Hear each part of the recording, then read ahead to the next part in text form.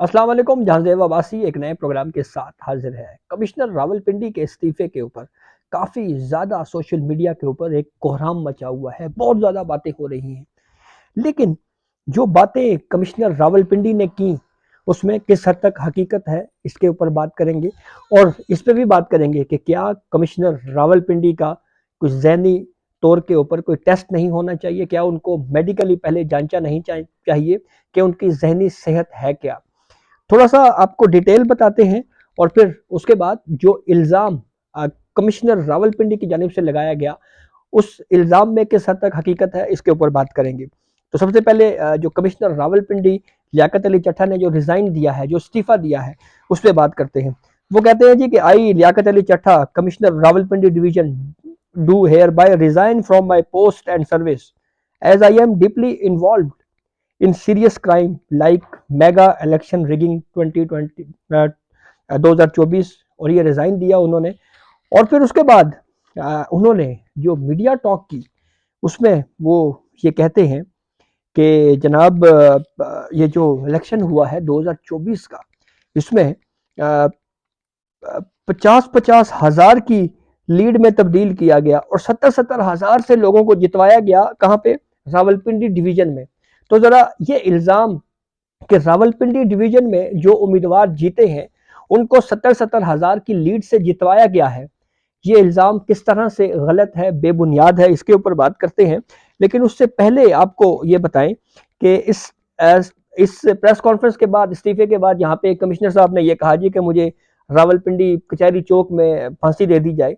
तो कोई जहनी तौर के ऊपर तंदुरुस्त शख्स तो बहरहाल इस तरह की कोई बात नहीं कर सकता, क्योंकि एक चीज़ तो बिल्कुल क्लियर है, हमारे कॉन्स्टिट्यूशन में और लॉ में लिखा हुआ है कि पब्लिकली फांसी नहीं हो सकती। अच्छा, इसके ऊपर हनीफ अब्बासी ने प्रेस कॉन्फ्रेंस की और उन्होंने ये कहा कि कमिश्नर का इलेक्शन प्रोसेस में कोई किरदार नहीं होता। इन इल्जामात का मकसद नून लीग के मैंडेट पर डाका डालना है। कमिश्नर रावलपिंडी ने कल मुझसे मुलाकात की, मुझे मुबारकबाद दी और इसकी जो फुटेज है वो भी मौजूद है। कमिश्नर किसी हल्के के ना ही आरओ हैं ना डीआरओ हैं और ये 10 दिन के बाद उनका ज़मीर क्यों जागा है।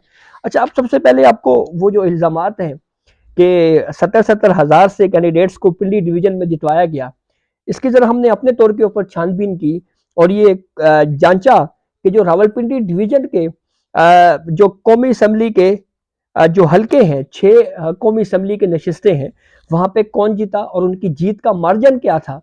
तो जो इल्ज़ाम है वो मुकम्मल तौर के ऊपर गलत और बेबुनियाद मालूम होता है। मिसाल के तौर पे कमिश्नर रावलपिंडी ने कहा कि 70-70 हज़ार की लीड से पिंडी डिवीजन में लोगों को जितवाया गया। अब उन रावलपिंडी की कौमी असम्बली की 6 नशिस्तों की बात कर लेते हैं। इनमें 51 मरी से उसामा सरवर जीते हैं। इन्होंने जो वोट लिए हैं, कामयाब हुए हैं 1,49,250।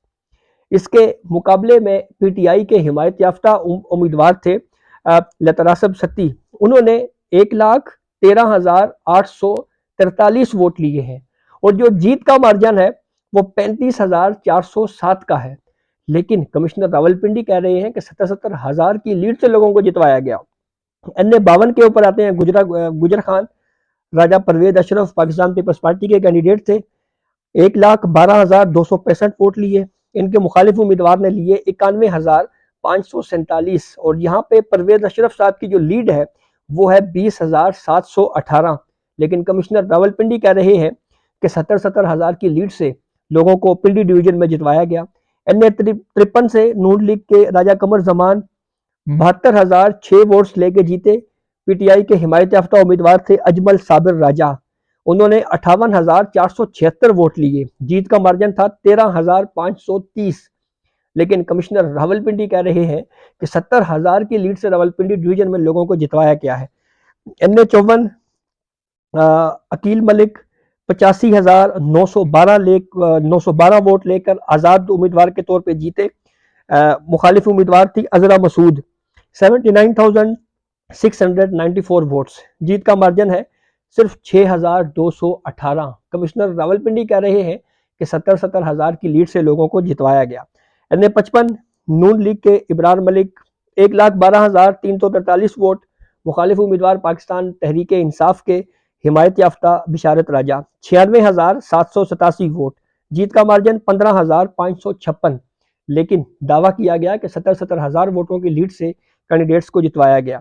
این56 حنیف عباسی 96,649 ووٹس، مخالف امیدوار شہریار ریاض جو پاکستان تحریک انصاف کی حمایت یافتہ تھے 82,613 ووٹس، اور ٹوٹل جو جیت کا مارجن ہے وہ ہے 14,036 ووٹ سے وہ جیتے ہیں۔ تو یہ فیکچولی کچھ چیزیں ہیں جس سے یہ معلوم ہوتا ہے کہ یہ سٹیٹمنٹ جو ہے یا جو بیان ہے، جو گفتگو کی ہے کمشنر راولپنڈی نے، یہ حقائق کے برخلاف ہے، یہ فیکٹس اس کو سپورٹ نہیں کرتے، یہ بالکل مختلف بات کی گئی ہے۔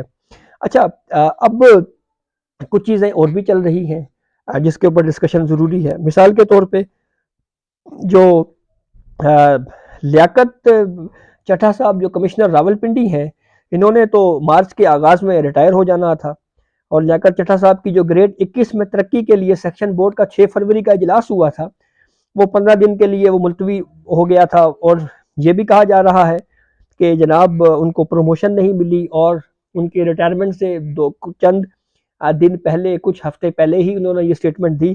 تو یہ بھی ٹھیک ہے کہ اس کے باوجود ان فیکٹس کی کم از کم تحقیقات ہونی چاہیے۔ اس حوالے سے الیکشن کمیشن نے اس الزام کو رد کیا ہے، مسترد کیا ہے، اور یہ کہا ہے کہ ہم اس معاملے کے اوپر تحقیقات کرنے جا رہے ہیں۔ اور ذہنی مریض کہا گیا ہے مسلم لیگ نون کی جانب سے، اور یہ کہا گیا ہے کہ جو کمشنر راولپنڈی ہے یہ ذہنی طور کے اوپر بیمار شخص ہے۔ اور رانا ثناءاللہ نے ایک ٹی وی چینل کے اوپر یہ کہا کہ میں ان کو بہت عرصے سے جانتا ہوں، ان کے ہیلتھ ایشوز تھے۔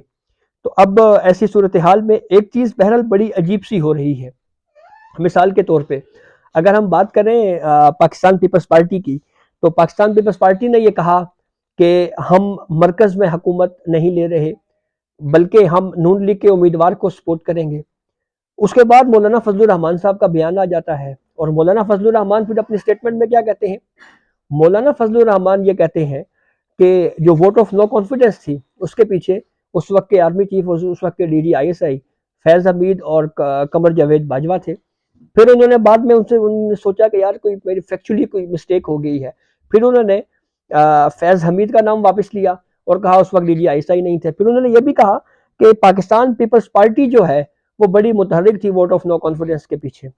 اچھا، مولانا فضل الرحمان صاحب نے ہٹ کیا پاکستان پیپلز پارٹی کو، اور یہ بھی کہا کہ زرداری جو ہے وہ جو ہے وہ مفاہمت کا بادشاہ نہیں ہے بلکہ وہ مفادات کا بادشاہ ہے، ڈائریکٹلی ہٹ کیا۔ پھر اس کے بعد کل خبر آئی کہ پاکستان مسلم لیگ نون میں مختلف آراء آ رہی ہے، مختلف ویو آ رہا ہے کہ کیا ہم مرکز میں حکومت لیں یا نہ لیں۔ تو ایسی صورتحال میں پھر اگلے ہی دن یہ کمشنر راولپنڈی کا استعفیٰ اور پریس کانفرنس اور یہ ساری چیزیں آ گئیں۔ تو ایک چیز تو بہرحال واضح ہے کہ مرکز ہمیں یتیم نظر آ رہا ہے، صوبائی حکومتوں میں کینڈیڈیٹس بالکل کلیئر ہو چکے ہیں، اور مرکز کی ذمہ داری کوئی بھی اٹھانے کو تیار نہیں ہے۔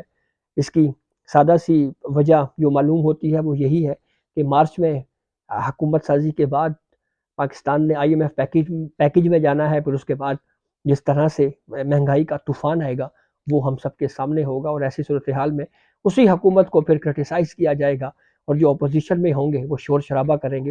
حالانکہ جو اس وقت ملک کی اکانومی کی صورتحال ہے، اس میں کوئی بھی حکومت آ جائے اس کے لیے بہت مشکل حالات ہوں گے، بہت سخت فیصلے کرنے ہوں گے۔ تو لیٹس سی اس کی تحقیقات میں کیا نکلتا ہے، کیا ثابت ہوتا ہے، لیکن میڈیکل ایگزامینیشن بہرحال ان کا ضروری ہے۔ تو یہ اب تک یہ اپڈیٹ تھی جس سے ہم نے آپ کو آگاہ کیا، بہت شکریہ۔